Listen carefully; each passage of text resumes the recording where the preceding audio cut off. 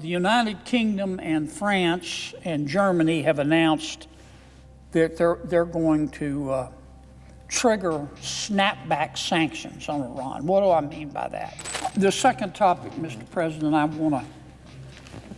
want to touch on real briefly. We haven't heard much about Iran lately. Iran's been busy, though.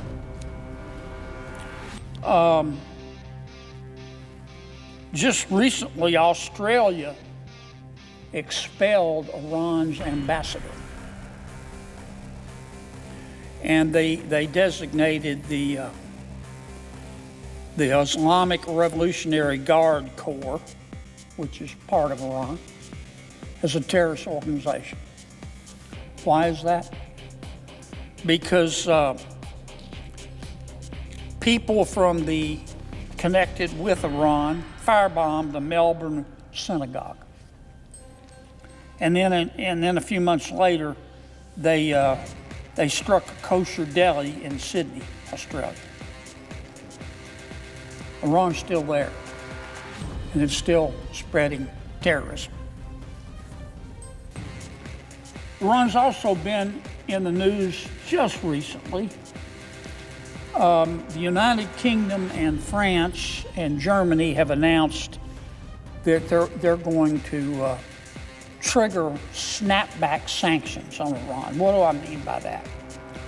You will recall that in 2015, President Obama made a deal with Iran.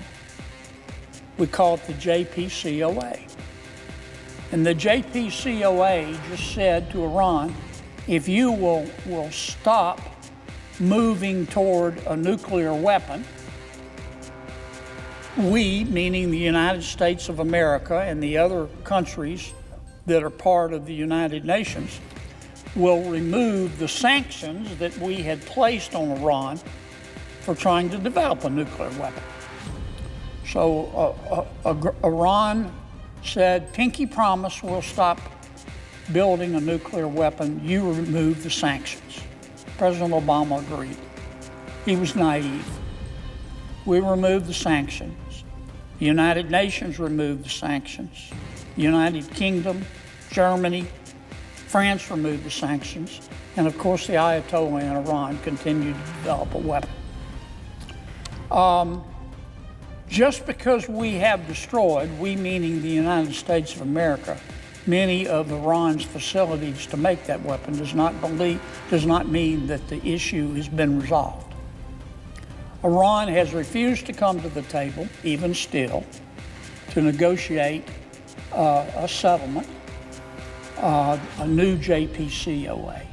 And as a result, and I'm very proud of it, the United Kingdom and Germany and France have said, okay, we're going to re-implement those sanctions that we took off, we agreed to take off of Iran when they signed the first nuclear deal, which Iran welched on almost immediately. And again, I want to thank our friends in Europe. They supposedly are going to re-implement those sanctions at the end of this month. And I hope they do. Of course, my preference would be to have Iran come to the table before then and sit down with the United States and other members of the United Nations and resolve this issue of them having a nuclear weapon. But I don't expect that to happen. So I know I've said it, but I want to say it again. Thank you, United Kingdom and Germany and France, for doing this. But we need to talk about the rest of the story. The sanctions, which will be on Iranian banking, on Iranian shipping, oil, arms, are only part of the story. These are UN sanctions. But just because the sanctions have been brought back on Iran, that doesn't mean that they will be enforced. Now, normally these are United Nations sanctions on shipping and banking and oil and arms. So normally there would be a United Nations committee to enforce the sanctions. I hope there is, but I doubt it, because I think that Russia and China are going to block a United Nations committee to enforce the sanctions. What's my point? My point is that just because Europe and, of course, the United States of America have agreed to reimpose these sanctions, we've still got to enforce them. We have still got to enforce them. And the United States needs to take the lead on doing that. And we need to, joining with the United Kingdom and with Germany and with France, we need to make sure that the world understands that these sanctions are real and that we, as part of the West, are going to enforce them.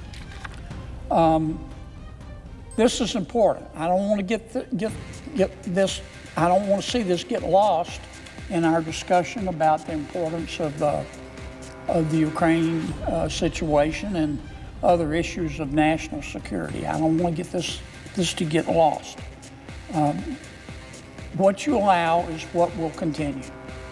What you allow is what will continue.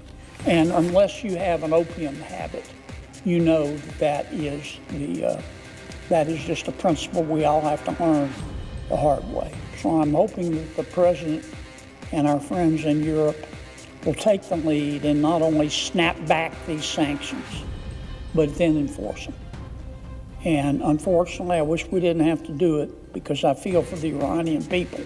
I don't feel any sympathy for the Ayatollah.